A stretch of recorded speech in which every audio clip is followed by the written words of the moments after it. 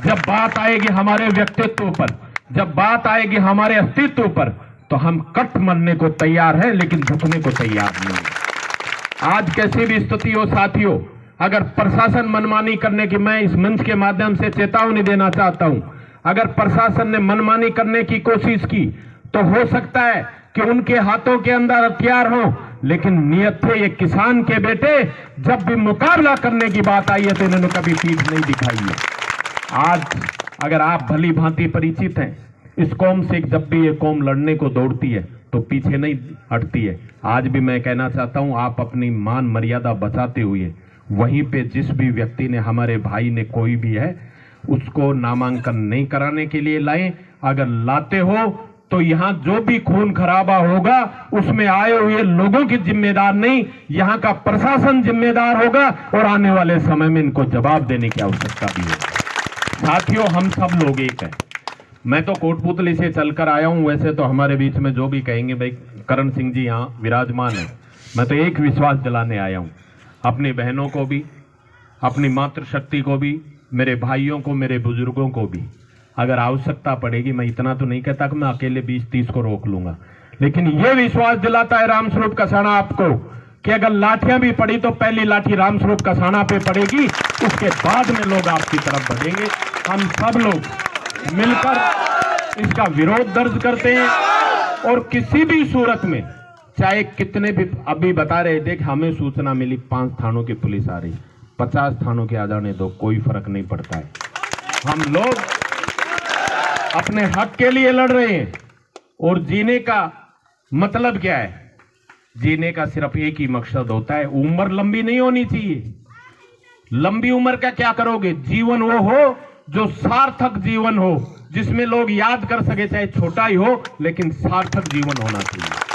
साथियों, एक समय ऐसा भी था कि हम पूरे राजस्थान में लोग कहते थे, लेकिन मैं आज धन्यवाद देना चाहूंगा इस मौके पर भी कर्नल साहब को, कि जिन्होंने इस सोती हुई कौम को जगाने का काम किया, और उन्होंने जो अधिकार थे हमारे, वो अधिकार दिलाकर आज 5% आरक्षण की बदौलत हमारे बच्चे और हमारी बेटियां जो घूंघट निकाल कर बैठती थी, आज IAS IAS बनकर उन कुर्सियों पर बैठे हैं जहां हमारी नीति और नीति बनती है। हम सबको, मैं युवाओं से प्रेरणा, जितने भी जो लोग पढ़े लिखे, जो बच्चे हैं, जो पढ़ रहे हैं, उनसे निवेदन करना चाहूंगा, कोई भी है, आप लोग किसी भी सूरत में हमारे साथ नहीं आओगे, क्योंकि हमने बहुत लंबा जीवन जी लिया, और मैं तो ये कोशिश भी करता हूं कि ये मेरा जीवन अगर समाज के काम आए तो इससे बड़ा मेरे लिए कोई काम हो नहीं सकता, क्योंकि हम इस लंबे जीवन को लेकर करेंगे भी क्या?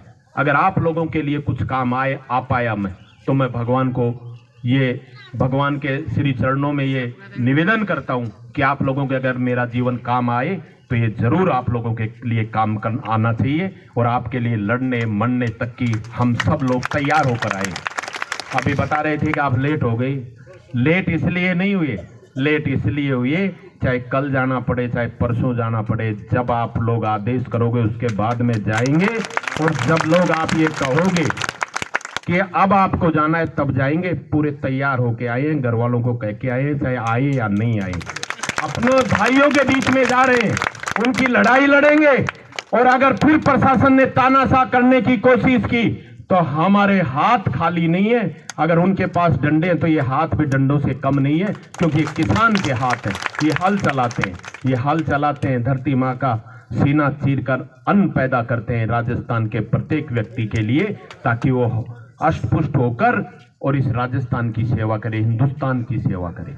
लेकिन जब हमारे बच्चे, जब हम स्वयं सुरक्षित नहीं, तो फिर हम किसी के बारे में नहीं सोचेंगे। पहले हम अपनी कौम को बचाने का काम करेंगे, अपने लोगों को बचाने का काम करेंगे, उसके बाद में कोई राजनीतिक पार्टियों की बात करेंगे। पहला हमारा दायित्व बनता है कि हम आप लोगों के लिए संघर्ष करें, आप लोगों के लिए लड़ाई लड़ें। आप निश्चिंत रहो, जब तक हम लोग यहाँ बैठे हैं।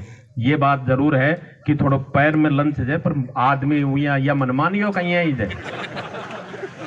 हाँ, ये तो मान रहा जो ना, आए में चिंता मत करो भाई, खूब हुए गो जब ऐसे हो ना हुआ। हाँ, थोड़ा याद है कि भाई अब बस अगली पंक्ति में हम लोग रहेंगे। अगर प्रशासन मनमानी करता है, सिर्फ आप लोगों से एक ही निवेदन है कि पहले हमें वार्ता करने दें। सिर्फ अगर वो अपने आप वापस चले जाते हैं तो आप कुछ, अगर वो फिर गुंडागर्दी करने पर उतारू होते हैं तो सभी जितने भी मेरे नौजवान जो पढ़े लिखे भाई हैं उनसे निवेदन है कि आप सब लोग दूर चले जाइए। हम लोग बहुत हैं। पगड़ी वाला बाबा आपने तो खूब जी लिया ना भाई, हैं? और थारा तो खूब फिर मुकाबलो भी तो करोड़ो जना। ये तो अपना ही आऊंगा जो भी अन्ना आबादे घबराबे की जरूरत को ना, प्रशासन लाओ चाहे पूरा राजस्थान को। में हम हमारा बाबन तो मैं ही पहचानांगा, ये थोड़ी पहचानेगा, ये तो भूल जाए जी। मैं हम तो देख लो अब इतना आदमी हम पहचान तो लिया ना।